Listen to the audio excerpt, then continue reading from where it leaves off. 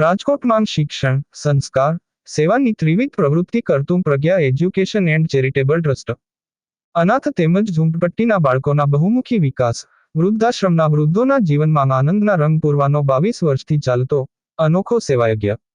મુખ્યમંત્રી શ્રી ભૂપેન્દ્રભાઈ પટેલે પત્ર મારફતે ટ્રસ્ટની પ્રવૃત્તિને બિરદાવીને શુભકામના પાઠવી.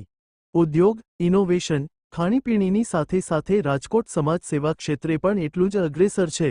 રાજકોટનો પ્રજ્ઞા એજ્યુકેશન એન્ડ ચેરિટેબલ અનાથ તેમજ ઝૂંપડપટ્ટીના બાળકોને શિક્ષણ અને કૌશલ્ય આપવા સાથે સંસ્કાર ઘડતર કરવાનું તેમજ વૃદ્ધાશ્રમના વડીલોની સેવા કરવા સાથે જીવનની ઢળતી સંધ્યાએ આનંદના રંગ પૂરવાનું કામ કરે છે.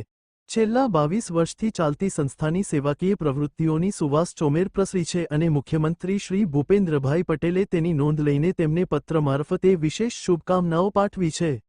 રાજકોટના રૂડાનગર 2 વિસ્તારમાં રહેતા શ્રી તક્ષ મિશ્રા પ્રજ્ઞા એજ્યુ એન્ડ ચેરી ટ્રસ્ટના મેનેજિંગ ટ્રસ્ટી છે. સ્વામી રામકૃષ્ણ પરમહંસના આશીર્વાદ અને કૃપાથી જ આ બધું થવું હોવાનું તેઓ નમ્ર ભાવે કહે છે. મારું નામ તક્ષ મિશ્રા છે અને મારી સંસ્થા પ્રજ્ઞા એજ્યુકેશન ચેરિટેબલ ટ્રસ્ટ એમાં જે અમે શરૂઆત કરી 2002માં હું સ્વામી જીતાત્માનંદજી રામકૃષ્ણ મિશનના પ્રેસિડેન્ટ મહારાજ હતા, એમને ઇન્વાઇટ કરવા ગયો હતો એઝ એ ચીફ ગેસ્ટ એક પ્રોગ્રામ માટે.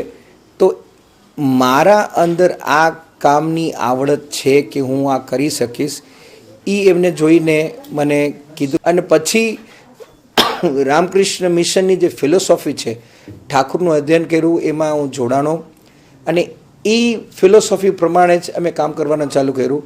ત્યારે જે અમારી 6 સંસ્થા ભેગી થઈ હતી, આજે અમારી 62 સંસ્થાઓ છે, જેમાં રાજકોટ, વિરનગર, ચોટીલા, ગોંડલ એ બધી જગ્યાના સંસ્થાઓ કે જેમાં બધા અનાથ આશ્રમો, વૃદ્ધાશ્રમો, પાગલખાના, મંદબુદ્ધિ, HIV પોઝિટિવ બાળકો, થેલેસેમિક બાળકો, એ બધી સંસ્થાઓ એમાં સમાવેશ છે. જુવેનાઇલ ડાયાબિટીક બાળકો એ બધા એમાં આવી જાય છે. અને અમારું જે બેસિક મોટિવ છે કે રોટી, કપડાં, મકાન સિવાય જે એક જીવન જીવવાની એક જરૂરિયાત હોય છે કે જીવન જીવવાનો એક હૂંફ હોવી જોઈએ, અમે એ દેવાનો પ્રયત્ન કરીએ છીએ.